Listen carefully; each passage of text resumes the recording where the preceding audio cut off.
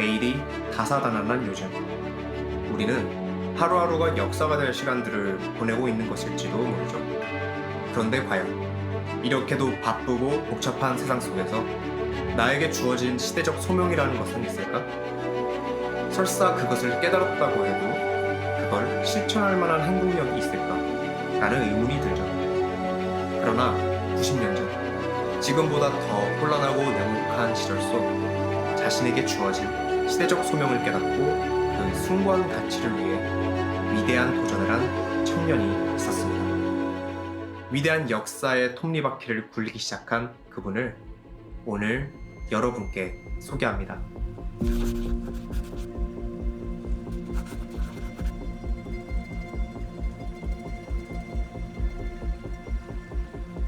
안녕하세요, 시청자 여러분, 반갑습니다. 저는 오늘 여러분과 이 광복의 역사의 톱니바퀴를 굴린 한 청년에 대한 이야기를 나눠볼까 합니다. 저는 단언코 이 청년의 위대한 도전이 지금의 대한민국의 광복을 가져온 나비효과의 주인공이라고 생각을 합니다. 차갑고 어두웠던 일제 시절, 한 식민지 청년의 위대한 도전이 어떻게 역사를 굴러가게 만들었는지 지금 시작합니다.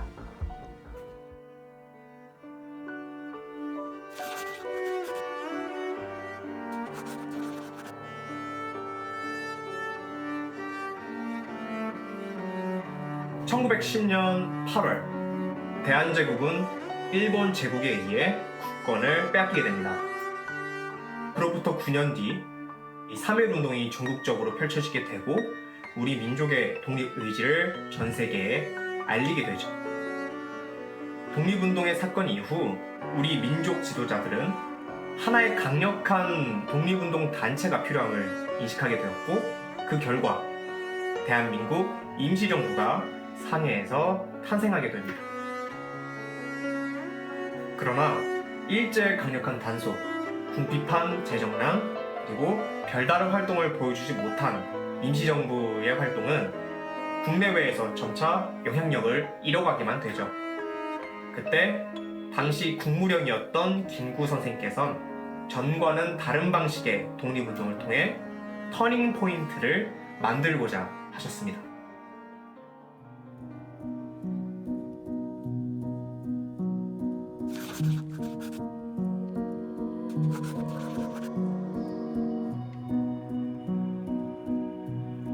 이런 어려움에 처해 있는 임시정부에 어느 날 조선인 청년 한 명이 찾아옵니다. 그 청년의 이름은 기노시카 쇼조, 바로 이봉창이었죠. 이 이봉창은 일본말에 능숙하고 일본 노래를 좋아하며 일본 옷에 남학신을 신곤 했습니다. 그 시대 속 일반적인 황국 시민의 모습이었죠. 그러나 그는 직장 내에 조선인과 일본인 간의 승진 차별, 이러한 퍼레이드에서 자신이 조선인이라는 이유만으로 체포, 구금된 경험을 통하여 본인이 처한 시대적 상황을 깨닫게 됩니다. 나라가 없으니 이렇게 차별을 받고 열심히 살 수가 없구나 라고 말이죠.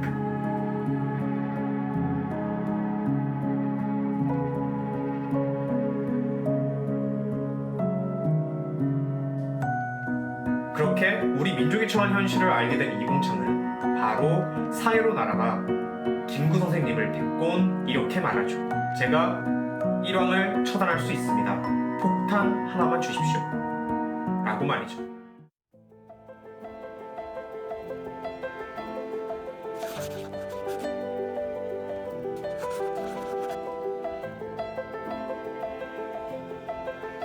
처음에 임시정부 사람들은 이봉창을 의심했습니다. 일본말이 능숙하고 하는 행동이 거리낌 없어 보이는 것이 마치 밀정이라고 보였기 때문이죠. 그러나 김구 선생은 그를 유심히 관찰하죠. 그리고 그를 몰래 불러 이렇게 이야기합니다. 지금부터 당신과 나만 이 작전을 아는 것입니다.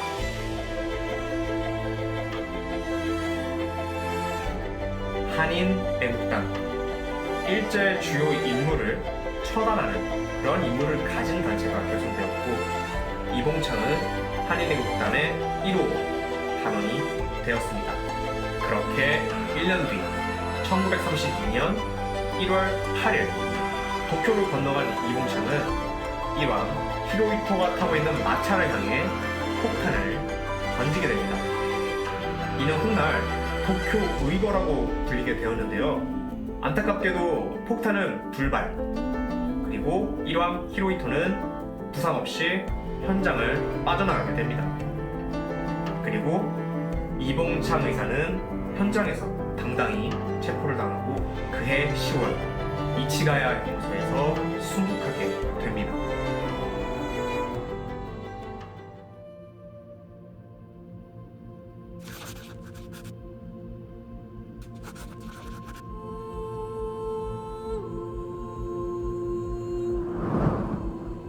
그렇게 실패로 끝난 줄 알았던 도쿄의거는 오히려 역사의 시작을 알리는 출발탄이 되었습니다.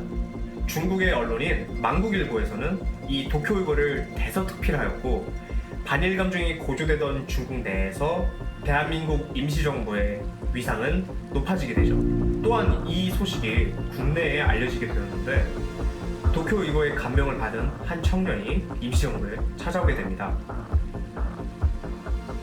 그의 이름은 윤봉길이죠.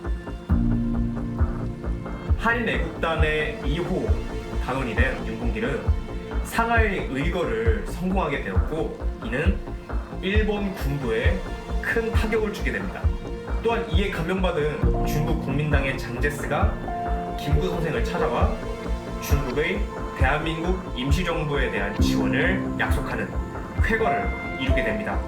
그리고 마침내 1943년 이집트 카이로에서 미국의 루즈벨트, 영국의 처칠, 중화민국의 장제스가 모여서 이 회담을 갖게 되었는데, 이때 김구 선생님께서는 장제스에게 한국 자유독립을 간청했고, 장제스 또한 이를 받아들이게 됩니다.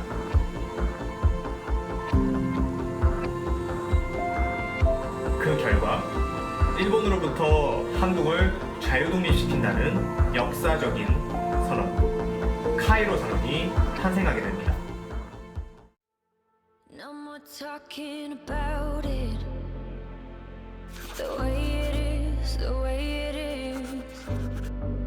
It's no mystery. There's no getting. 1945년 8월 15일 끝나지 않을 것 같았던 일제강점기는 그렇게 막을 내리게 되었습니다. 그로부터 75년이 지난 2020년 대한민국은 식민지 출신 국가 중 최초로 산업화와 민주화를 동시에 이룩한 국가가 되었고, 원조를 받는 나라에서 주는 나라로 탈바꿈되었습니다. 만약 우리가 일제 패망 뒤에도 광복을 하지 못했더라면 지금의 우리는 없었을 것입니다. 어느 누구는 이렇게 얘기합니다. 우리의 광복은 우리 것이 아닌 다른 나라 덕분이라고 말이죠. 그러나 저는 다르게 생각합니다. 손에 잡히지도 보이지도 않는 조국 독립을 위하여 기꺼이 자기 자신을 희생한 우리 순국 선열들의 피와 땀이 국제사회로부터 인정받아 거기에 대한 값진 보상으로 받은 것이 바로 광복임을 말입니다. 그 위대한 역사의 흐름 속에 자신의 국위영화를 내려놓고 역사의 톱니바퀴를 굴린 한 사람, 바로 이봉창 의사가 있었습니다. 조국 독립이란 영원한 쾌락을 위해 자신을 바쳐 숭고한 도전을 한 그는 실패한 청년이 아닙니다. 대한민국 역사의 영원한 영웅입니다.